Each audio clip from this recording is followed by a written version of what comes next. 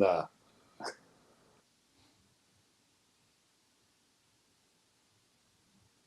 We're live, sir. Well, good evening, everybody. Welcome to Basket Bros. This is Jacob Christner, the Pundit's Pundit, with Will Vogel. Will Vogel, we've got Jimmy Butler's #1 fan, however he is trying to, Dom DeRubeis. And someone threw a full beer on me for changing the song. She's like, I didn't know it was full, and I didn't change the song, so I just got a full beer thrown on me. Oh, well, you should like that. It's a beer. So, and our guest tonight from the sports arena, Ray J. Lynn. What's up, man? Appreciate y'all having me. I'm officially the first guest on Basket Bros. Hey, a week late. A week late. 2 weeks late. I'm here. Okay, we're happy to have you. He's here. I agree. Yes, appreciate you coming on. For sure, man. We really appreciate you. We have some styles this week, and just want to give a thanks, by the way, to James Tatum, because the stuff that we're going to be introducing tonight is the sneakers, for shoes and sneakers tonight, and he was the one who's able to help. So thank you, James. We appreciate you. So one of the things I wanted to... No, I was saying thank you, James. Definitely. So first thing I wanted to be able to bring up tonight, as far as, and you, Dom, will love this. This is our person of the week, our legend of the week. Who can we say? Joe Dumars. You remember Joe Dumars, the Ray? Yes. You know I'm from Detroit as well, right? So you're from Detroit? So yes. Yeah. So do you two meet? So he says. Yeah. So foolishness. Yeah. Tell me the cross streets. Huh? Tell me the cross streets, Ray. Bruh, I grew up on Gratiot and 7 Mile. What you talking about? I went to Osborne High School. I went to Kettering High School. I'm from Detroit. I'm not from the suburbs. Like, my mother lived off of Grand River in Livernois. What you talking about, bruh? I'm from the city. Okay, fair. Dom can see. He's like, I can see. No. Dom still thinks he's from. He said Gratiot, then he said 7 Mile. I'm like, okay, he gets a pass. Hey, Dom still thinks he's from 8 Miles, so it's like you have to forgive him. Nah, but the thing is about the biggest deal about it that I can think about is Joe Dumars. He was hell on earth. People bring up Isaiah Thomas all the time. Joe Dumars, and you know this, Ray. You know this, Dom. Hell on earth. One of the greatest. He would be perfect for this era now, as far as all the 3-point shooting. Am I correct? The rainbow 3. Oh. Threw it up in the clouds, and it's like, is it ever coming down? It's coming down in the basket. Oh. See, and the thing about it was he was probably one of the more NBA Finals MVP, Joe Dumars. And this is very true, but he was probably one of the more consistent players. And I didn't see him get hurt too often. And that was I didn't see him get hurt too often. And it's hard to, especially with that physical style of play. Now, who would you have picked between Isaiah and Joe Dumars, Ray? Who would I have picked? Yeah, as far as an overall consistency or your favorite or anything. Neither one of them my favorite. I don't like the Pistons at all, but it's Isaiah Thomas. Like, Joe Dumars not even in the same breath as Isaiah Thomas. Like, what are we talking about here? Well, he's not even in the same stratosphere as him. This man said he's from Detroit and he doesn't like the Pistons. That's why we don't claim you, Ray. Well, who's your team, by the way? You see this background? Wait, I don't see it. You don't see that background? You don't see all this stuff you're a going Lakers on? guy. But no, it's understood and stuff like that. But that's a Finals MVP. That's why. But that's not saying much, though. No, wait, stop. Whoa. A Finals MVP isn't saying much. Oh, so you're like Russell Westbrook with his regular season MVP and James Harden with his multiple regular season MVPs? I'm simply saying, right? Like, so when role players win Finals MVPs, you got to put it in perspective. It's like there are guys who've won Finals MVP that could never lead a team through 82 games for a whole season and then to a championship. Iguodala, Cedric Maxwell, right? Like, even Kawhi Leonard in 2014. So, like, when you win Finals MVP, it means you were the best player out of 2 teams over a 7-game series. That's what it means. Like, even when Joe Dumars won Finals MVP, Zeke was still the best player on that team. Joe Dumars just had a hell of a series. His father had passed away. They was feeding him the rock, and he got busy, right? So, like, I don't buy the whole thing like, oh, like, I was tripping when y'all sent me the topics and was like, legend of the week. Joe Dumars ain't no legend. We overused that word. He was a very good player. He was. The wrong word. Just player of the week. No, he's not quite a legend. He's not even. Actually, he is a legend, and I'll tell you why. But y'all go ahead. I'll go last. You go right ahead. Go right ahead, Dom. Michael Jordan himself would tell you that his toughest matchup on defense, like no one played defense harder on Michael Jordan than Joe D. That makes him a legend.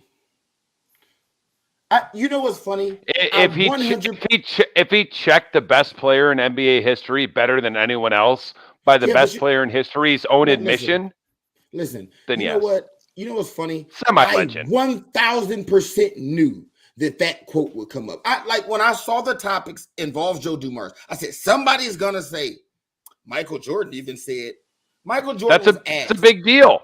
But it's not a big deal because this is why. It is because Michael Jordan said it. Go back and look at how the Detroit Who does Michael Jordan give credit to ever? Go back and look. And this is my personal belief. He ain't never told me this. You're not even a Pistons fan. Get out of here. This is my personal belief that the way the Pistons played Michael Jordan, he didn't respect none of them. He didn't respect Isaiah Thomas. Like, that's why he didn't want him on the dream team. He didn't respect Bill Laimbeer. He didn't respect those guys as peers. Joe D was like the only guy he respected. He didn't respect. Well, he should have because they beat his ass and kept him from advancing for 2 years. I totally agree with that. I'm just talking about the idea that people run with this thing like Mike said Joe D did this, he did that. I think he just complimented him because he was the only guy he respected because he played the game the right way. That's a big deal. Go look at the highlights. You never see no hard fouls from Joe Dumars. You don't see no dirty stuff. So I think Mike didn't have to. That. Go look at the numbers and tell me Joe Dumars guarded Mike great. Go look at the. That's the difference between a good defender. That's the difference between a good defender and everyone else on the team. Everyone else played hard and dirty. Joe Dumars didn't have to. Yeah, but that makes it good. Like, just because Mike paid him a compliment, that makes him a great defender now? Here's like, what overrate that whole idea. I mean, he's got 2 or 3 all-defensive teams, I think. At least 2.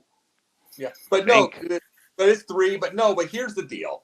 Here's the thing with it. It's like, just to say this, Joe Dumars was, I'm just going to put another name over there. Joe Dumars was the Dennis Johnson for the team.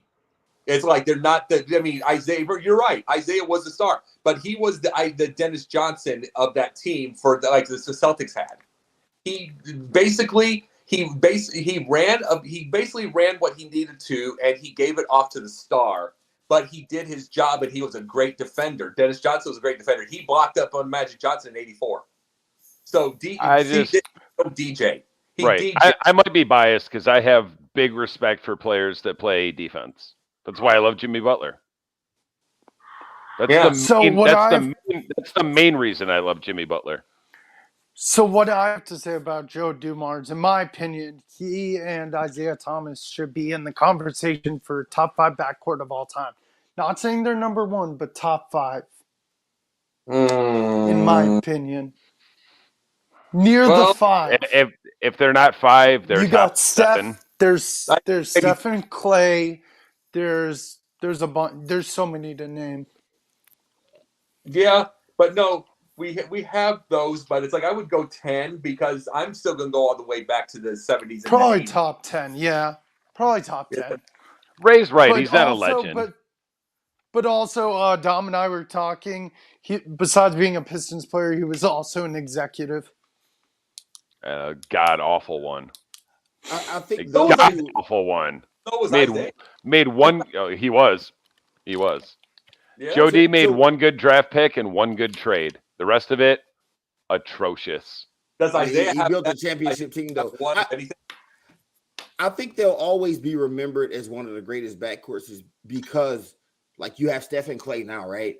Before those 2 guys, you didn't have teams winning championships led by 2 guards, right? When you look at that Pistons team, you go, those are the 2 best players. Those are the guys you remember. They don't have a dominant force inside, right? They had all role players for big men, right? Bill Laimbeer. They didn't have a dominant player at all, except for Edwards, John Sally, those guys. So you look at that team and you go, yo, go-getters was the guards. It was Joe Dumars, Isaiah Thomas, and the guy people forget about, Vinny Johnson. Vinny Johnson. So they're always going to be remembered as one of the greatest backcourts because they won championships at a time where you had to have, you know what I mean, Exactly. where Magic and Bird was dominating, and these guys come in we ended both. guards. We ended both those dynasties. First, we ended the Celtics. Then we ended the Lakers. Yeah, I don't disagree with that. I don't disagree at all. And it's like, thank you. Thank you. I appreciate that. Like I keep saying, though, you should have ended in '87, but Bird did that all by himself. He literally carried them to the finals by himself. We were ready to end the Lakers a year earlier if it wasn't for that phantom foul call, but different topic for a different show. I think that worked out for y'all, though. Well, yeah, we came back and swept them. Like, oh yeah, phantom foul, broom, get out. Well, here's the thing. Hurt though. Here's the thing with Detroit. Detroit really changed the game if you really want to know about that, because before, you got to remember, they beat everybody up, and everybody knows what I'm talking about here. They beat everyone up. It forced everybody. I am talking Larry Bird had to go into a weight room and quit drinking beer. Michael Jordan got in the weight room, gained 20 pounds. Everybody that had to go play, the Magic had to. Everybody had to go gain weight and go into the weight room. We will beat your ass. Yeah. It's like, here comes Mahorn with an elbow. Yeah. Here comes Lambeer with another elbow while you're already hunched over. It forced them. Please, LeBron, please come play in the late 80s. See, what was supposed to happen if he dude's getting carried off in a gurney in his fifth regular season game. Which LeBron? I'm just going to say this. Which LeBron? I'm just bringing this up, okay? Which LeBron are you bringing up? Are you bringing up this big, bulky LeBron? The same LeBron. No. Here's the reason I bring that up. There's a reason I bring this up. And Ray, you can answer this also. Let's bring it. We have to bring a time machine to all this. He starts from his rookie year back into that time, but maybe 230 pounds. Let's just say that, bro, a young guy. He's not going to have the same physical traits. He's not going to have the same physical therapy, the same nutrition, same everything. He's not going to be bigger than everybody else either. It's going to be, and he's not going to bulk the same way. It's such a different time. So that's why I have to ask. LeBron, no part of LeBron's career. LeBron got carried off the court for heat cramps. Isaiah Thomas scored 20-plus points on one leg. I know. 19-year-old LeBron James, all the way to 38-year-old LeBron James, would dog walk the Detroit Pistons. You hear me? 19-year-old LeBron, all the way to 39-year-old LeBron, would dog walk. Now I'm asking this. Are you bringing up this? Whose man's is this? Are you talking about the bulkier? Because I bring this up to people based off the deal. If he played in the 80s, he would not have the same nutrition. He would not have the same anything. He would not be as bulky. He wouldn't matter. You could bring current day LeBron back to then. He doesn't have it up here. Jake, consider we're talking about Joe Dumars won a Finals MVP, and people be talking like this era is so crazy. Like LeBron James, listen, man, I firmly believe great players transcend eras. When people go, this guy couldn't play in this era. Greats could play in any era because they're great. You can put Mike in the 60s, 70s, 80s, 90s. He would be great. You can put LeBron in any era, and he's going to be great. This idea that era would be too physical, way over. It wasn't but two physical teams. The 90s Knicks and the 80s LeBron Pistons. would have to do the same thing that Mike did. Well, I mean, he would just have to get tougher. He wouldn't have to gain weight, but he would have to get tougher up here. He might be able to. He might be able to get tougher if you're having to be in that all the time. But this is what I'm bringing up, though. You got to remember, Ray, he spends $1 million a year on his body on things that they did not have back then. On the nutrition they did not have back then. That's all I'm asking. By skills, you're correct, but I'm talking about from back in that time. I don't know. I mean, LeBron would be great in any era. I'll admit that. But that's just all I'm bringing up. It's like that's what I'm asking. He would have to get, like I said, he'd have to get tougher mentally. Yeah, that's the truth of that. But he is one of the all-time greats. We already do know that. Got another one. Got another thing to bring up right now. We are bringing up the best sneakers. Best sneakers of the era. All of our best, all of our greatest. And this is a thanks to James. This was any of our 4 favorite shoes of all time. James can be able to bring that up. And Ray, we know we had a little bit of trouble with yours, but what are your favorite shoes of all time? Hold on. Who? Oh, those are mine right there, man. He got them. Ha I Oh, wanna we got make- them up. We didn't know if we had yours. Make it be known, right? Like, Oh, yeah. these are all great. Like, they're Can't- technically basketball shoes. So the Chucks, man, those the classics. You know what I'm saying? Yes. And like when I joined the Marine Corps, I started hanging out with certain people. I developed a love and an affinity for the West Coast. You know what I'm saying? So I'll be rocking the Chucks with the fat laces. The Jordan 3s. I could have picked a myriad of Jordans. 11s, 12s, and 13s, I think was the best run, but 3s are my favorite. Yeah. Everybody we all call them the Kobe Hirachis because he kind of made them popular. They're really not Kobe shoes. They were just Nike Hirachi 2Ks, but the Kobe Hirachis, any colorway works, right? Those the black and gold ones, the red, white, and blue ones is dope. The purple and gold ones is dope. And the Iversons, man, those is classics, bro. Like, but for the record, all these shoes, whoever's can take that picture now. So, like, those are all shoes that I would wear. Those are things that I would never play basketball in. And to my point, like, basketball shoes from like all the way up to like the mid 2000s sucked as basketball shoes. Like, they were Questions bulky, are they good. were heavy. Questions are okay hoop shoes. They're okay. Where's that? These are my you favorite. got that other picture I sent you? Oh, The no. other picture I sent you. She didn't get it? I sent it to her. Oh, those are your actual Yes, hooping man. shoe I'm of telling you preference. right now. And it's funny because of the person who kind of made them famous, but that whole line of the Adi Zeros, when Adidas started saying we're going to make the lightest basketball shoes ever, if you ever played basketball in these shoes, it literally feels like they're not heavy at all, man. They just so light on your feet. They got good ankle support. Like, I don't know why Rose, like, it's funny that he was the one that, was wearing them and started having those injury problems. But like, as far as great basketball shoes, Adidas makes the best basketball. Yeah, I was going to say, shoes. more of my favorite actual playing basketball in shoes are Adidas than Nike. Yeah. So as far who as wants styling? Oh, No, Well, you could go ahead. Well, I'm one. just saying, as far as styling, wearing clothes, Nike got Yeah. it. But hooping, yes. Adidas, man. Next one. Will, you're 4. Is Jen gonna Do pull Do them we up? have the picture? Yep, So, yep, of course, there's yours. Okay, so I'll go ahead. First picture is the Air Jordan 11 Retro Breads. In my opinion, they're the best Jordan shoe out there. I'm going the same path as Ray Lynn. Like, these are shoes I would wear. Those just look clean. They're iconic. Whenever I think of a Jordan shoe, that's the first one I think of. The second one, you see the one with the Nike and the black and the gray. I don't know what you call that. Those are the Nike Paul George 2.5s. I wear those. I have those in real life, right in person. They're very comfortable. I like the design and the colorway. I actually have those exact same ones as the picture. Number 3 is the yellow and red and black ones. Those are the Kyrie Mamba Mentalities.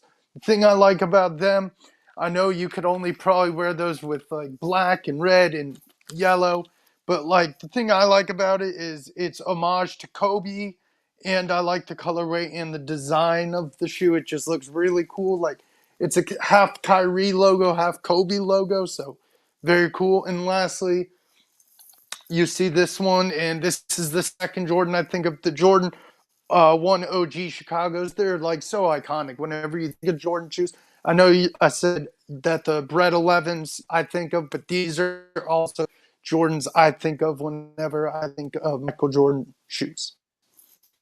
Oh, very nice. Very nice. I love those ideas. Let's get yours, man. Let's get yours, Dom. I think yours are gonna get pulled up next. I think. Oh, are mine? Oh, it's No. me.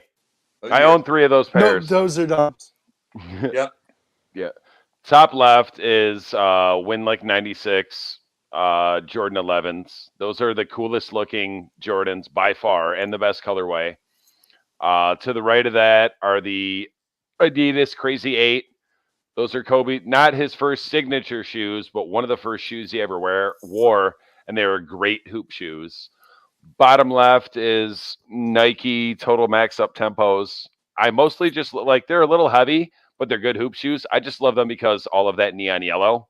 And then bottom right those are Jason Kidd's Zoom Flight 95. Those are the only ones I don't own because they're like $400 on StockX. But also, actually, I did have a pair of those in a different colorway.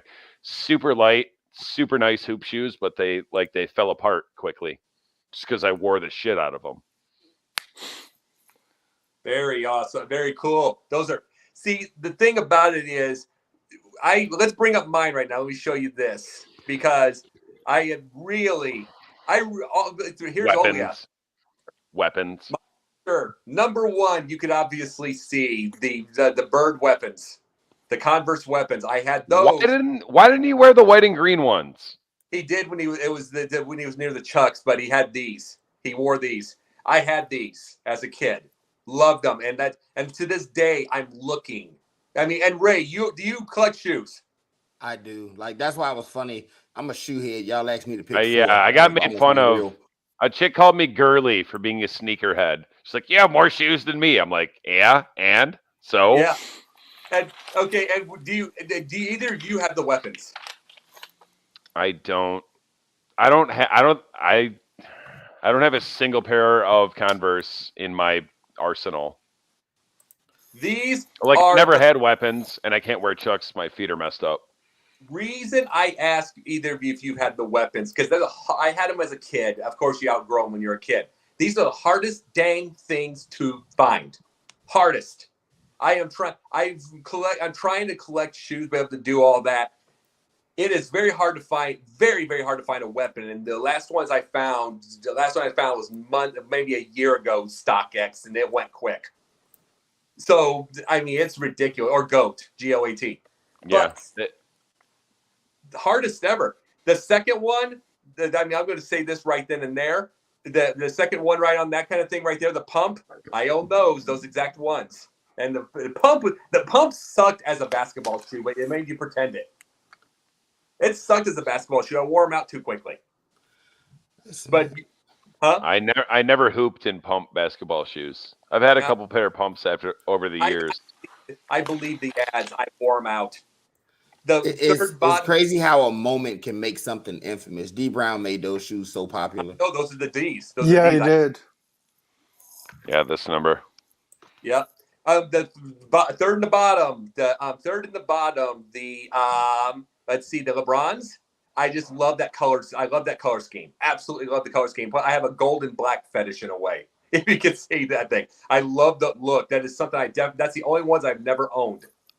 And take the picture down, by the way. Take the picture down. Doop, doop, doop, doop, doop, doop, doop, doop. Hey, Jacob. What? Just to answer your question, sir. Sure. Of course I do. Dang, nice. Of course I have weapons. No, but the thing is, my first thing, I've seen the magic weapons on there on the StockX and the GOAT. I can't get a bird. I cannot find the bird ones. The green ones? Yeah. But no, I got these suckers and I'm very proud of them. I've worn them like twice. I'm not gonna wear them much more. I want to keep those nice and fresh. So I enjoy these suckers, you know? And so what do you got, 100 pair? So I never keep that many because I always wind up giving them away. Like, I go through these phases where every couple of years I go through my stuff and give a whole bunch of shoes away. What are you, a size 12? No, 11. Oh, 10 and a half, 11. Yeah. So are you giving it away to Dom? No, we're 12s. Oh, okay. I don't need any more shoes. Give them away to people. I bought maybe 1 or 2 pair of shoes in the last 2 years. Because half the time I don't go anywhere. And I'm like, why do I have all these shoes? Dom's more of a jersey buyer. Yeah, I'm way more jerseys in the last couple of years than shoes. I'm trying to get it back together. I have a whole separate closet for all my jerseys. My goal is I'm not going to wear them too often. I like to dress too well, but it's like my goal is to be able to collect some of the all-time greats as far as the shoes. Like I said, I got these right now. I want to get those D's back. I've had the D's when I was a kid, and I want to get those weapons. And you can wear them with a suit. You can wear them with a tux nowadays. But that's what Michael did. That's what Michael's idea was in the first place. People don't question me at weddings anymore when I wear sneakers because they know they're going to be clean. They're like, "Oh yeah, you're good." Dude, I sold suits. I dressed people. I put them in sneakers all the time. So it's like the only people I didn't put in sneakers are like 85 years old. So so it's like everybody else you get in the sneakers. I'd have put 85-year-old men in sneakers. Shit, their feet hurt. I guarantee it. Yeah, no shit. I know. Yeah, no Something kidding. something comfortable. By the way, we're gonna seg into something, and everybody knows this by now. Remember our little famous ad person, score or no score? I remember. Absolutely. Do you do score or no score, Ray? No, Yeah, I've heard it. I've heard it advertised many a times on here though. we got to get you onto this. It's, I mean, old Dom here made a perfect example. It is gambling for dummies. It's gambling for dummies and enjoy. And it's one of those deals. Basically, it'll get you free coins, and then once you're done with those, you buy some coin stuff. But it basically asks you who's going to score that inning, who's going to score this quarter, any of those ideas. It gives you ideas based off the game. Okay. It's a real nice little thing. And how much do you win, Dom? I've not ever bet on there either. I went and checked it out, but I mean, I haven't either. It's easy money because you give them.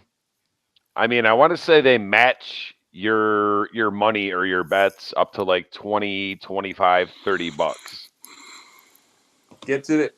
Well, and I remember doing it for the World Series between the Braves and the Astros, and I basically lost just about everything. It's just kind of like my one time I did horse racing. The one time I bet on horse racing, and my horse went last, like 5 strides ahead, 5 strides behind. So I'm not good, but there are some people that are going to be good. Some people will be good. Some people will be amazing at it. And what you can do is you can go, and I'll tell you this, Race, if you've not been there yet, you can go score or no score. It's on the app. It is on the Apple app, and it's on the Google. It's on the Apple thing. It's on Google. So be able to. Which one do you have, by the way? Android. What? You have Android. Oh, we got you, poor people. It's out there for that too. It's not just Apple. No. He's not a poor person. He's somebody who doesn't want. He wants. Oh no, poor people have Androids. Yeah, but he doesn't want to be to. honest. It's amazing that Apple users be acting sedity. I have an Apple phone. You're poor. Okay. It's a big long running joke for like 5 years. I know. Yeah, for real, the only reason I don't have an Android is because when someone hands me their Android, I'm like, how do I work this? You can hand it to me. Is this bomb? Where's the home button? Yeah, you can hand it to me. Where's the Apple Music? And I don't even have Apple Music. Hey, I sold cell phones for a couple of years. I know how to handle both. So it's like one of the things about it is you can do the App Store, you can do Google. It is called Score or No Score. We'll all get on there very soon, and I will probably lose everybody. So, by the way, let's see. Oh, this is very true, Jen. And this is that's the perfect segue into our next deal. By the way, Ray, who would you say is your most favorite coach that was once a player? That's tough, man, because it depends on what we're talking about. So I saw this topic as well. It's amazing that great players don't become great coaches, right? Jason Kidd is, I guess, trying to break the mold, right? He was a great player, and he's turned out to be a pretty good coach now. Larry Bird was a pretty good coach for a short stint, but for the most part, all the great coaches were crappy players, right? Phil Jackson was a great player. If you can, you do. If you cannot, right? I'm just simply saying that, the guys who were great on the court, it doesn't translate off the court. It doesn't mean you can show someone. Well, yeah, I mean, they usually have skills that they cannot. There's a whole world of difference. Well, they have skills they can't explain. Right. I'm simply saying, nobody finds it weird that not one. You can't name a great player that won a championship as a coach. Not one. Well, because you have it doesn't mean you can show it to someone else and they can understand it and you know what what you're telling them. I've actually got 2 for you guys. I've got Steve Curry, who's a 5-time champion, and he was as a player, 3-time champion as a coach. He was a great role player. Bill Russell, like you said, Jacob, 11-time champion as a player, 2-time champion as a coach, and he was the first African American coach to win a championship. And there's also Tom. He was a player coach. Yeah, but he was also Tom Heinsohn too, and he wasn't a player coach. Tom Heinsohn won 2 titles himself, for the Celtics. Yeah, it's as far as Bird. You brought up Bird. The biggest, I think, Bird really. What's a good way to say this? He left his defense to Dick Harder, and left his offense to Carlisle. So he managed the game. He managed. A lot of coaches do that. Some of the greatest coaches, right? Yeah. Like when the Celtics won in 2008, they won with defense. That was all Thibodeau, right? That was all Thibodeau. You look at all field success. He ain't never won a championship without Tex Winter sitting on that bench. Yeah. They was talking about Mike Brown makes all the defensive calls for the Warriors. So it happened. Well, but Mike Brown, not a very good head coach. He been to the finals. Well, but I'd call him a better defensive coach. It's like, but here's the thing: there are some coaches who just know how to do strength, and I bring this up all the time. Let's see, what was it? I mean, Jim. I'm trying. Boy, he's so bad. I forget his name. Jim Boylan. Boylan on the Bulls. Terrible head coach. One of the worst coaches we ever seen in our life. And they had some of the nicer defensive percentages that year also. He still knows how to coach defense. He's a terrible leader, terrible coach, terrible on offense, but he still knew his defense. So there are ones that just have strength still. There are ones that still do. And if you bring a Bird in, I know what you're saying. He doesn't win without Tex Winter's coach. Bird doesn't win without his. But it's managing a game. People forget this. It's all managing the ball game if you're the coach. Because you don't want to be doing everything. You do everything, and then you wear yourself out. It's like guys like, Pat Riley. Here's the thing: there's no Pat Riley without Jack McKinney's Showtime in the first place. We bring that up. He had to come off the bench when McKinney got into that bike wreck in '80. So there isn't without Jack McKinney's idea. Over under on points for Jimmy Buckets tonight, 30, and I'm taking the over. Under. And they win. What? Under. So you think they lose? What? He might not have to score 30. He might. Yeah, he will. What? How did you bring that up, Dom, from coaching? Because I just turned it on. The game about to start. Yeah. Yeah, I saw that, and I'm like, I'm gonna have it on in the background. Not missing a half hour of the game for this. I'll leave it for that. But no, I'll bring this up though. We have Pat Riley as an all-time great, right? Ray? Coach. Yeah. Gotta be. Yeah. Yeah, absolutely. Coach and GM. He just happened to, because he was off the bench. When Jack McKinney came up with Showtime back in 80, and they were working with and they won that thing. They came up with the idea, and then he gets into the wreck, and it's over. And it's over for him. After he goes to Indiana, he doesn't really ever have a winning season again. His last year was 26 wins. He never got known until way later in. Pat Riley basically ran straight into everything. He ran straight into a perfect situation. But then he learned. It helps to walk into a situation with Magic and Kareem. It helps. He won a championship his first year as a head coach too. See, these guys know what I'm talking about. I remember when they did Tragic Johnson win 84. 84 was the first year I was paying attention to all this stuff. I remember this. I have an unusual absorption of sports for a 6-year-old boy. I'm not kidding you. But I remember those things that they talk about, like with Pat O'Brien and everything.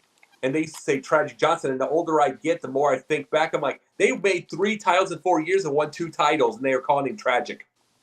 Yeah, that's the media for you. You had one bad series, and it was like, And you have 2 titles. It's like they forgot.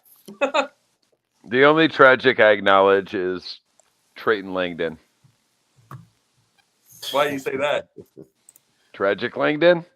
The Alaskan assassin? Wasn't he a first-round pick for, the Cavs? Oh, yeah, that's true. That's true. Washed out. That's tragic. Before we get to our next segment, let's do an off segment. Who wins tonight? C's. That's why I asked. No, I'm just saying. Let's just go to it. Let's just finish it up. You got the C's. Yeah, I got the Celtics. I'm saying Miami if Buckets goes over the 30-point mark, unless he has absolutely no help. Plus, it's a better matchup for Golden State. It's crazy they even at this point. I like honestly. I mean, well, if I wasn't a Buckets fan, I wouldn't care. But the Heat represents a better matchup and a better finals for the Warriors. You think that's so? That's the main reason. Based on what? Celtics have a better defense. Who on Boston has any finals experience? That's true, but Celtics have a better defense. Udoka's got a great defense going there. On paper. No, on the court. That's not on paper. It's on the court. On the court. No, I'm going to say Miami. I'm going to say Miami overtime. Their defense is so good they give up 47 points to a dude with an average jumper. That's just a great player, but they've had some. So I've been looking at this series since the beginning. And I've said on shows, it's going to come down to the coaching. Spoelstra is the better coach.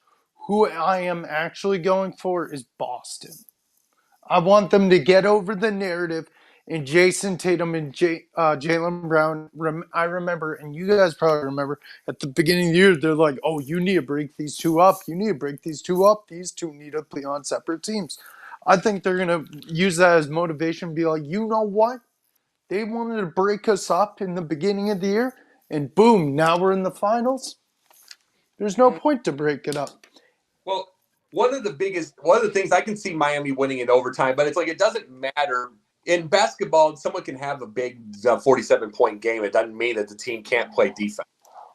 I just hope it's a close game. Miami belongs in the finals because a healthy Chicago is better than Boston.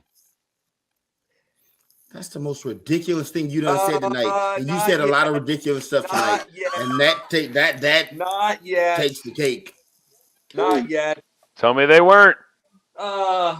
No. When they were healthy, they were the number one seed. I mean, it took Boston a year and a half to get healthy. Maybe Boston's better, but like I'm taking Chicago, healthy Chicago. I'm taking them in a 7-game series against Boston. Yet. I think the thing that would hurt. I think the thing that hurts Chicago if they had to play a healthy Boston or Miami team is their bench is not as good. Yeah, but no, Chicago's not ready yet. I mean, Billy Donovan's building. No, they're going to be good next year. Once they get everyone healthy, they're going to be really good next year. This is the thing. Like Boston. This is what Bulls fans did not understand. Billy Donovan had to come in from Jim Boylan's disaster. He had to go. This is a guy who once called a timeout on a fast break. They had to come in on that disaster.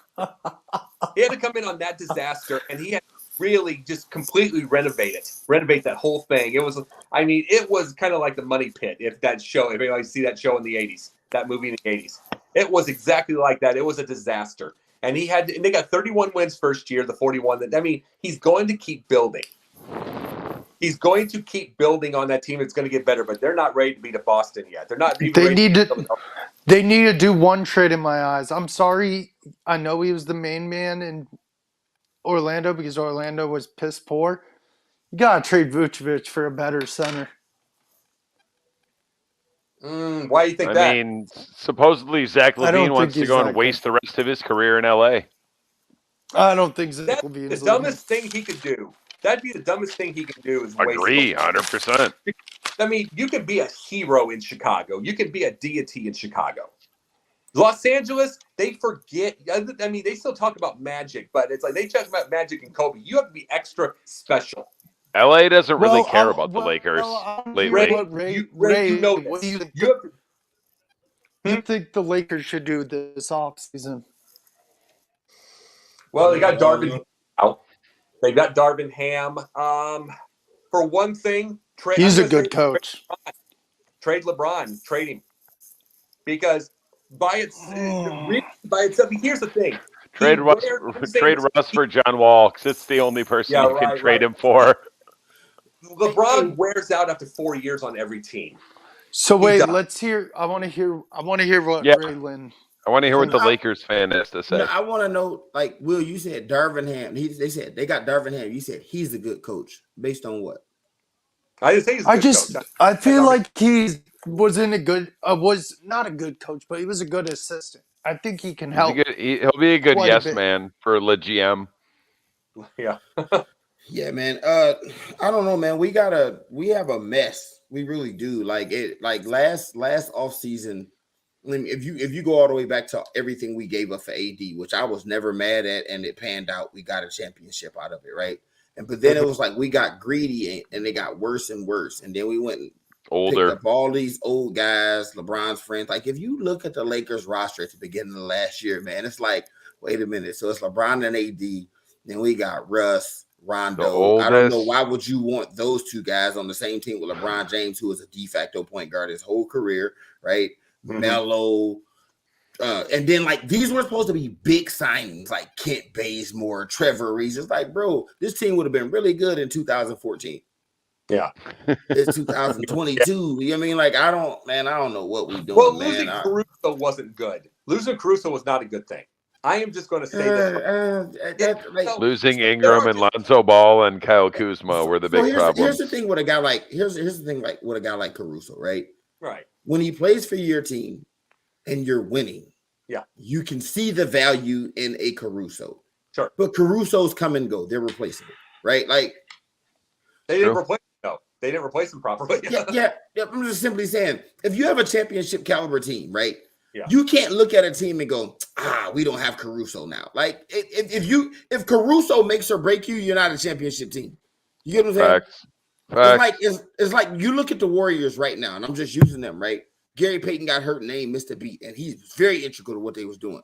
Iggy ain't played in 5-6 games. Otto Porter been in and out the lineup. When you look at a team like that, if your core is healthy, the main guys that get it done, everybody else will be plug and play.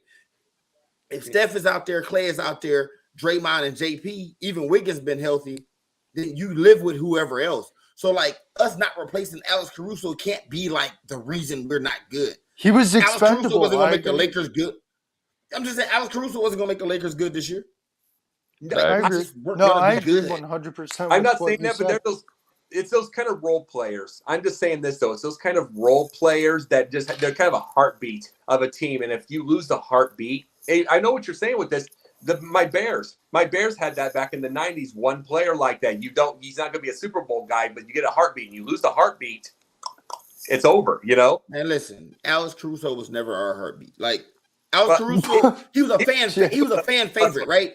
Like he was the guy that when he first started getting playing time, it was like the fans just wanted to see him do something, right? He had the headband on, right? He's usually undersized, like he's a hustle kind of player. So he do one thing good and the fans go crazy. And next thing you're like, yo, wait, this guy can really play. But like I was like those, like it's like Lakers fans that say we lost in 2009 or 8 because Bynum was hurt, or Celtics fans that say they lost because Perkins was hurt. The Lakers could use more Alex Carusos and less Carmelos and Russell Westbrooks. Well, that's when I say it's it's like the reason they love what he does is because like Carmelo doesn't win titles. Neither does Russ. They don't. They stop you from winning titles. Bringing what you're saying up, Ray, the biggest issue that happens with a Caruso is the fact that there's not a ton of pure hustlers in the league. Hustle. They'll dive on the floor. A Pat Beverly will. That Caruso will. They don't see a ton of it. We saw a bunch of it in a time that we watched. We saw a ton of people that would dive on the floor. They don't do that as much anymore, which is why the fans get excited when they see it. That you know what that means? You know who dives on floors on loose balls? You know who play hard? Guys that are playing for their livelihood. Like guys who feel like I have to do those kind of things. Hold on, and I'm getting to a point with what Jake just said. Guys who feel like I have to do those things because my skill doesn't warrant me not to. Like if I don't do those kind of things, coach is gonna come sit me next to him. So to stay on this floor, I gotta dive on loose balls. I gotta not worry about floor burn. I gotta give it my all. I gotta dive in the stands and all that crazy stuff, right? Like that's how Rodman was with the Pistons. Rodman wasn't like that with Chicago. He was like that with the Pistons, though, right? Rodman did a ton of that with the Bulls. He was young and hungry, and that was when Chuck Daly was still alive. Yeah. Chicago Dennis Rodman wasn't the same. I mean, he still played hard. He still played defense, but he wasn't that dive on like he. I mean, point I'm making is the reason you saw it more back then because dudes was less talented back then. Like the league is full of a whole bunch of talented dudes. just getting paid crazy money. They not, man, like, yeah, you Talented offensive players. Now, what? So Here's my question to that. I'm going to bring that part another little thing. I'm not trying to get off of segments. I'm going to say this. What makes things better as far as the fan? Overall? It's like we know that the talented player puts the asses in the seats, but really, if you read comment sections and you read all these other bulletin boards, and you hear all the pundits, you talk about what works. The hard-working players that help win, or there's stars that might get lazy a little bit. It's a balance, right? For Like it's a the balance. fans, it's stars. Oh, I know. They put the asses in seats. Fans nowadays aren't like it's a lot more rare to find a person that's an NBA basketball fan between the age of 20 and even 35 that 20 to 30, most of them don't know or don't give a shit about a two-way player. Yeah. Because they've never seen defense being played hard in their era. And it's not their fault. It's just not their era. Like LeBron used to be a great defender. Who are all these great defenders from yesteryear you talking about? Who, like, from, let's say, 80s and 90s? Who are all these great two-way players you talking about? Charles Barkley was a great two-way player now? Karl Malone was a great two-way player? No, it's not about the stars. It's just everybody played better defense. No, but I'm giving you people that played no defense, and they were great. Charles Barkley can't guard me. He's great. I think he's a few inches taller than you. Chris Mullin I'd still take Ray Lynn. That's a smart bet, Will. Like, no, man, the physicality and great defense from that era is way over. Are you talking? Well, I mean, and honestly, it wasn't even necessarily the defense, but it was the physicality, which happened more on the defensive end. Was there more great defenders back then? Probably not. But the physical style of defense was more prevalent. When you think late 80s through the 90s, who's the marquee name that jumps out immediately, right? Are you talking zone defense or one-on-one? Defense, period. I'm just asking. My thing is, like, Michael Jordan was overrated as a defender. I would say Joe Dumars, I'm talking about. No, I'm just saying the marquee player for that era is who? From when till when? The late 80s through the 90s. Who's the marquee player? Michael Jordan. Michael Jordan, right? So people tell me all about the physicality, and all you see is Michael Jordan flying through the air, going through the lane, doing what he want to do. And everybody talk about in that era, we'd have put him on his ass. No, nobody was putting him on his ass. He was doing what he wanted to do. The Pistons did for 2 years. Right, and then the league said, 2 years, stop doing that. Well, yeah, because they gave him, right, so why does Michael the original reason that I hated Michael Jordan because if you gave him a dirty look, it was a foul. Right, but what I'm saying God forbid if you breathed on him or touched him. No, I know, but you just said to me, the Pistons did it for 2 years, and then I said, then the league said, stop that, and you said, right, but 5 minutes ago you was telling me how physical that era was. It really wasn't, man. Y'all was physical, the Pistons, and the Knicks was kind of physical. Other than that, man, it wasn't like the whole league was out there being physical like that. People show all these crazy physical highlights and run. It wasn't really like that. Hey, the Kings totally physical. It was more physical than now, but it wasn't like tremendously physical overall. It just seems like it. It just seems like it in comparison. Well, sure, because they hated us, and they're like you said, stop that. Nobody wanted to watch WWE, bro. They want to watch basketball. Hey, Ray. The going to work Pistons were the same thing. Hey, Ray. Go look at those box scores against your Lakers. Hey, Ray. Points you scored. You forget this whole thing. As far as a 101 defender, he wasn't anything. But as far as a free safety, Bird, 4 different years with 2 steals a game as a 6'10" guy. So, yes, he could play defense if you're talking about a free safety. Yeah, I mean. I think we need to jump to our next topic, guys, before we go for tonight. Yeah, we have 10 minutes left. But we have 10 minutes left. We have right now, at this point in time, speaking of, we talked about Steve Kerr earlier today. We talked about Steve, and you brought him up. NBA players on championship teams, the role players. And I'm going to go with Ray Lynn. I'm going to go with Ray Lynn first on this one. Go with me first on everything. You better believe it. You're the guest. You're the guest. Yeah. That don't give me time to think of nothing. So I'll give one. And the funny thing is, so many people are gonna get mad at this answer. They say he wasn't a role player. He was a role player. I'm gonna go with Manu Ginobili. Like That's not a role bad player. idea. That's not a bad move Role player. because maybe the greatest role player ever. here's the thing. Manu Ginobili, people will get mad on the thing because they forget this whole deal. Kevin Mchale, he only started 400 career games. He played 1,000. Bruh, I get so tired of arguing with people that Kevin Mchale might be the greatest six man ever that I just stop having the conversation, right? Yeah, no. He started 400 career games. He was only a sixth man because that roster was so deep. Well, like Manu. No. So here's the funny thing about Kevin Mchale that all these basketball experts and nobody really realizes. They're not experts for Vic. They're not. But when you look at the '80s Celtics, you think of a big three of Bird, Parrish, Mchale, right? What a lot of people don't realize is for the early part of the '80s, Bird was starting at power forward. Nobody ever talks about that. Nobody ever mentions it. That's why Mchale was coming off the bench, is because Bird was starting at power forward. He had like 14, 20 rebound games in the 2 or 3 years he was power forward. Yeah. So what wound up happening was they started doing some injuries and things like that, and Mchale got moved into the starting lineup. And once he did and it worked, it was like, okay, well, we're not sending him back to the bench. But they won championships with Mchale coming off the bench. So, but Manu Ginobili is my answer. I think he's he's the one role player that will forever be tied to a team's legacy, right? If you take a guy like Robert Horry, he made big shots, but you don't look at those teams and think they couldn't have won without Robert Horry, right? You think the Spurs might not have been as successful without Manu Ginobili, and I think he's a role player. So I'm gonna go with Ginobili. Well, go ahead, Will. So I made a list of guys who were good role players, like Jason Terry. He played with Dirk, Kidd, Chandler, Sean Marion.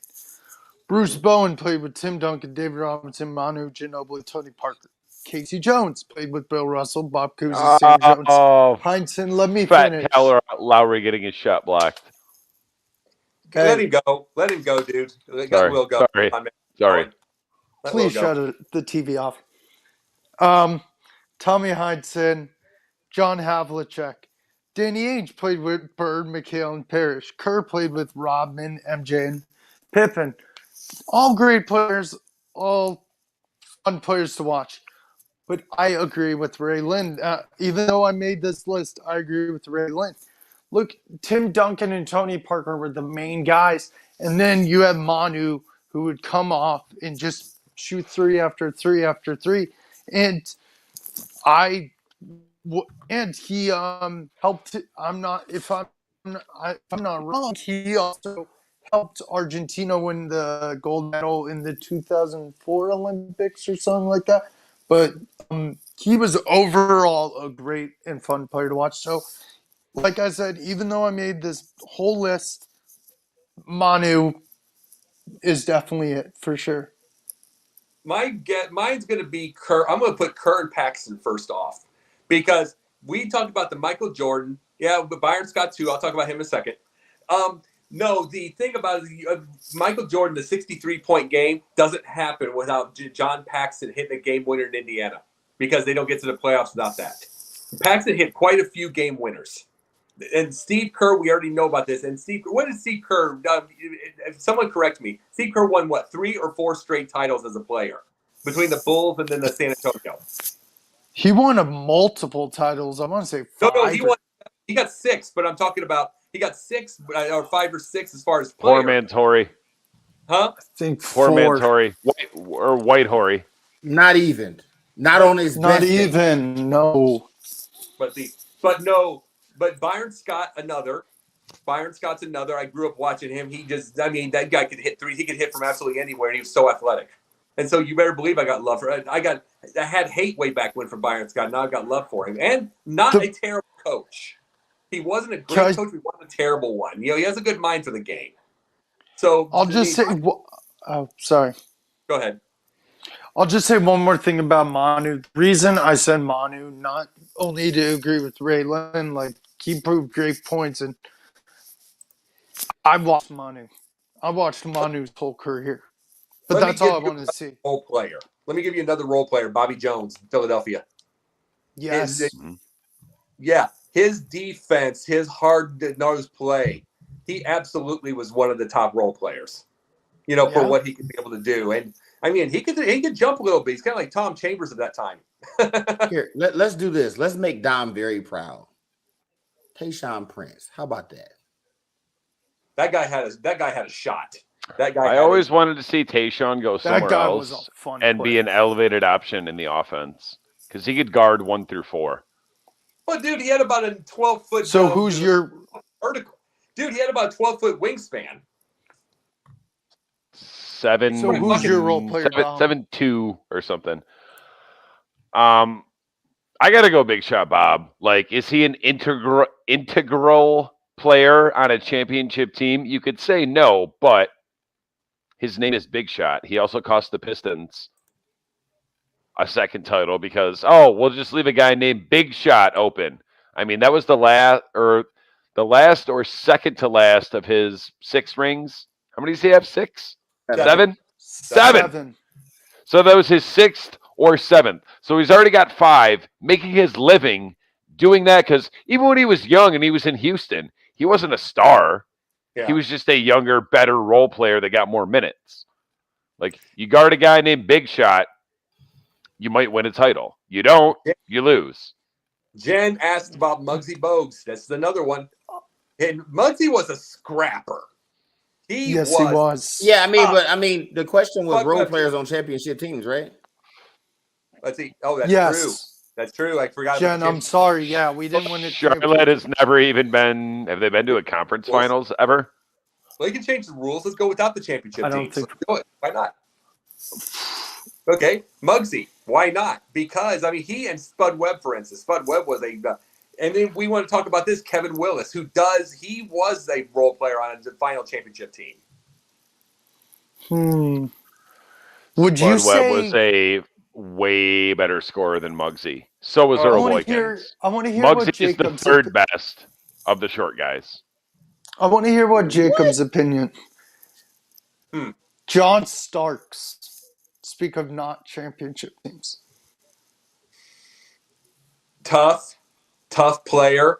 Great. I'd say he was a great role player. I don't know how good role he was because he had even though he didn't have all the points and doing everything like that, he was a full-fledged starter and he was a reason that team was as good as it was. I don't know about role player. Yeah, you can't call. That speaks to the 90s.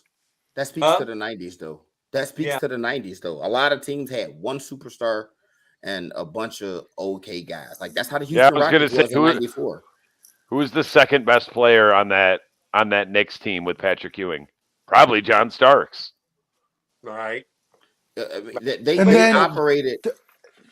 Who would you guys say? I have a question for all of you. Is the role player in Mitch Richmond, Chris Mullin, and Tim Hardaway when they had that run TMC? None of them. None of them. I wouldn't say either. I wouldn't say either. All scorers. Exactly what I was thinking. I was like, no way. No one's a role player on that. It's like one of the issues. The role player was young Latrell until he got really good. Right. Well, I don't think he played with Mitch though. They traded Mitch for Billy Owens, and I think that was the year before they drafted Latrell. Billy Owens. Yeah. Former Piston Billy Owens. By the way, washout Billy Ray, Owens. I want a question before we go because we're going to go, but we had a question last week, and you weren't on, and you would have been perfect for you.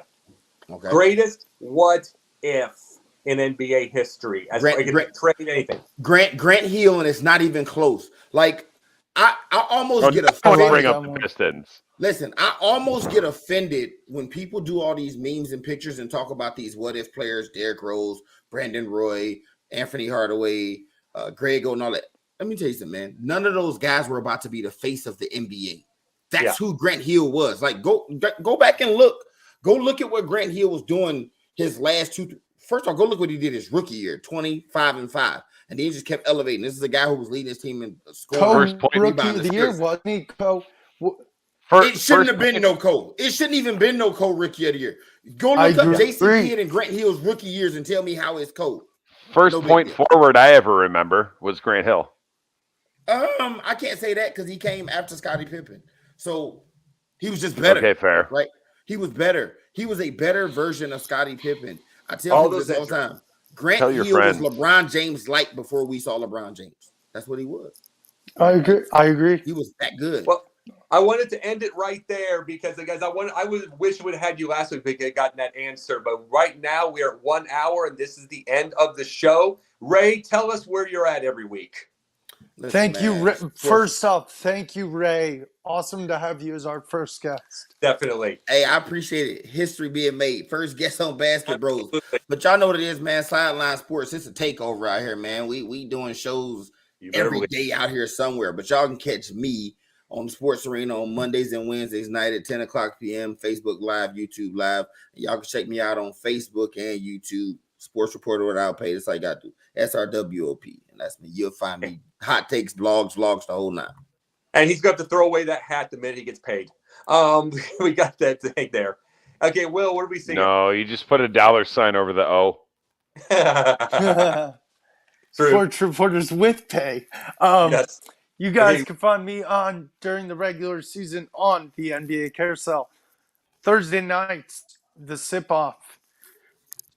Saturday nights, occasionally the gauntlet, and then Sunday night here on Basket Bros. Where do we find you, Dom? St. Louis, rolling on dubs. Yeah, right. No. Oh, fuck.